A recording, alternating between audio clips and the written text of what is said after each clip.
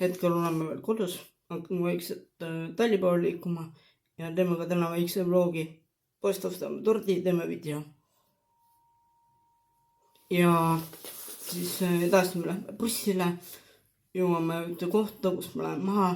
Sealt on kuskil 2 kilti umbes minna, võib-olla veits vähem. Jala Talli, näitan ka Tallinna natukene, oma peamist hobust ja ilmselt ka näitan, kuidas ma puhastan ja trennis teeme väikse video ja nii et see on 7. seanss. Aga olen varsti tagasi. Teeme siis juba video teise asja kohta. No nii, hakkame siis vaikselt Talli poole liikuma. Kõigepealt peame poest läbi käima, siis ostame tordi bussijaama, ootan bussi kohta, sealt läbi jala edasi Talli ja siis teeme juba uue video. Aga praegu on niimoodi, et päris talvine, lumi kergelt maas ja aga päike paistab samas, nii et üsna soe on, aga koht meil üsna pea. Nii, me ikkagi ostsime tordi, kuna tort oli nii hea hinnaga, ma välja ei hakka võtma, aga siuke ta näeb välja.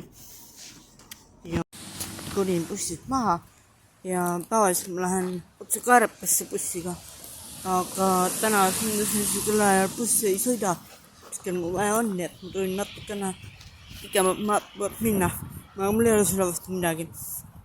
Aga ma vaikselt hakkan liikuma ja siis mingi hetk, kui ma Talli juurde jõudma, siis ma näitan teile natuke Talli ka.